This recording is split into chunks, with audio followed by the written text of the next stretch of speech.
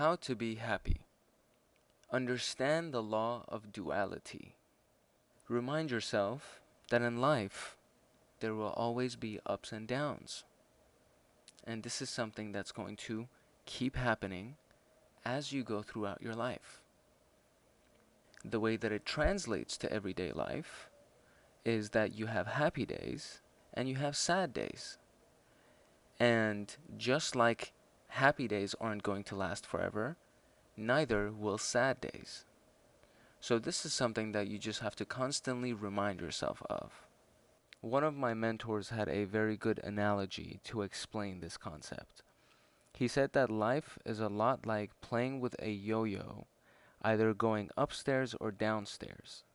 So you can have these good days and bad days, and those are represented by the ups and downs of the yo-yo itself. But the direction that you're headed, whether it's going up the stairs or down the stairs, is what's going to determine what your life is going to be like 5 years from now, 10 years from now, or 20 years from now. And if you're headed downstairs, if you're headed in a downward cycle in your life's pattern, then you're going to be unhappy no matter what.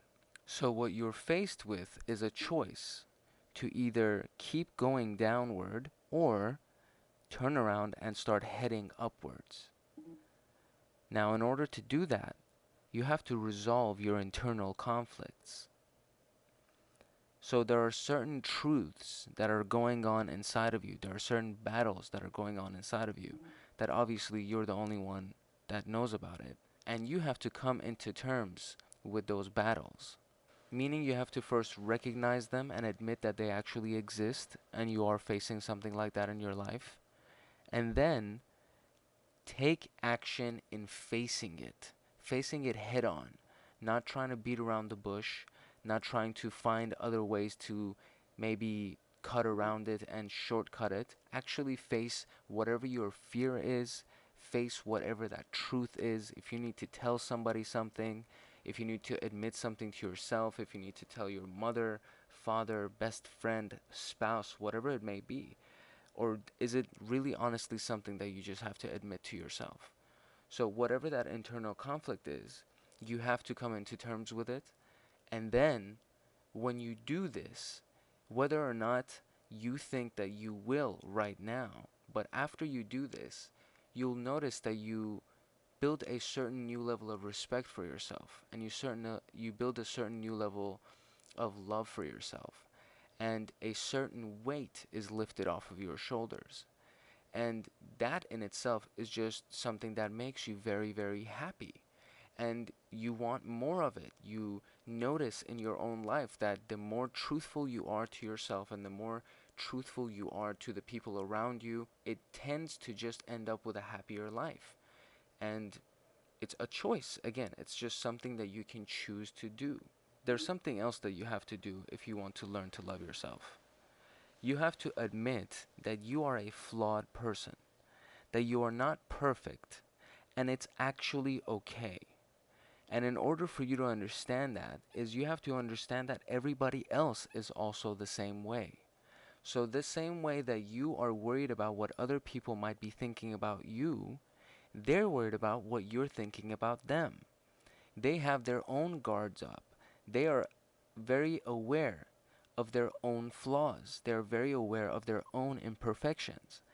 And so it's okay for you to have these things. It's okay for you to be this way because that's what the human condition is.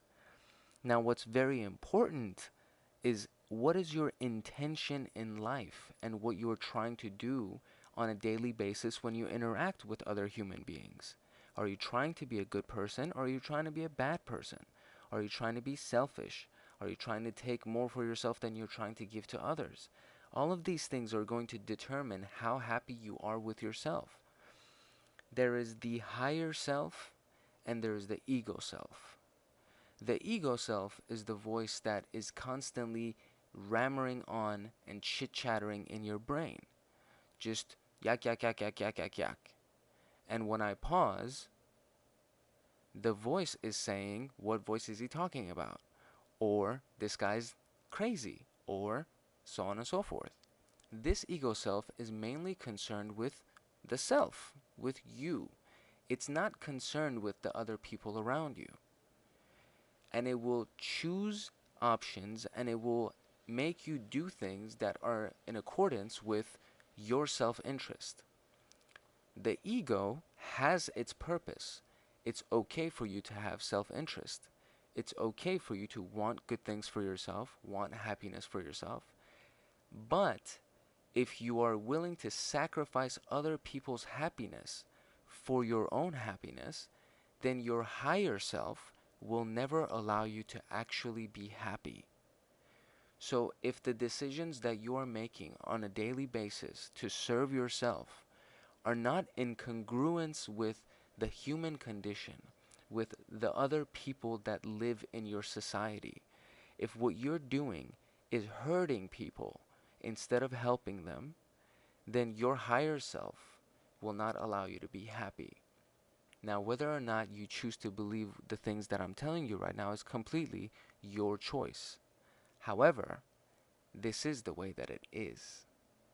And if you choose to actually work on yourself and recognize certain things about yourself, resolve your internal conflicts, admit your truths, learn to love every flaw about you, and then learn to work on yourself to make yourself better, then eventually, maybe not tonight, maybe not tomorrow, maybe not a week from now, but a few months or in a year, as long as you just keep working on these things, keep loving yourself, keep reminding yourself that everybody has good days and bad days, keep working on living your truth, then you will be fulfilled and happy.